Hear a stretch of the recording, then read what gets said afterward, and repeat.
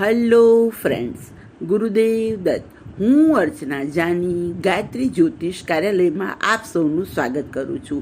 જી હા ફ્રેન્ડ્સ, આપણી ચેનલ ગાયત્રી જ્યોતિષ કાર્યાલયને લાઈક અને સબસ્ક્રાઈબ કરી લેશો, જેથી નવા નવા વિડીયો આપ લોકોને મળતા રહે. આજનો મારો વિષય છે રાહુકાળ. તો દિવસના 24 કલાકની અંદર 90 મિનિટ એક એવી આવે છે કે જેને આપણે અશુભ ગણતા હોઈએ છીએ અને તેને જ આપણે રાહુકાળ કહીએ છીએ. રાહુકાળમાં નવું કાર્ય અથવા શુભ કાર્ય કરવું જોઈએ નહીં. જો આ સમયમાં કોઈ પણ કાર્ય કરવામાં આવે છે તો જીવનમાં આપણને અશુભ ફળની પ્રાપ્તિ થાય છે. દરેક વારની અંદર રાહુકાળનો સમય અલગ અલગ હોય છે.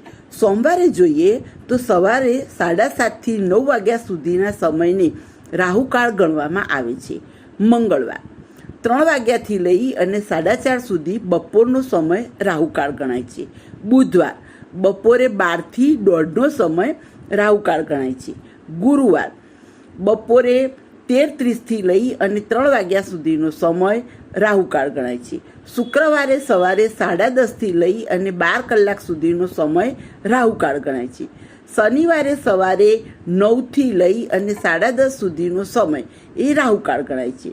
અને રવિવારે 4:30 થી લઈ અને 6 વાગ્યા સુધીનો સમય એને રાહુકાળ ગણવામાં આવે છે.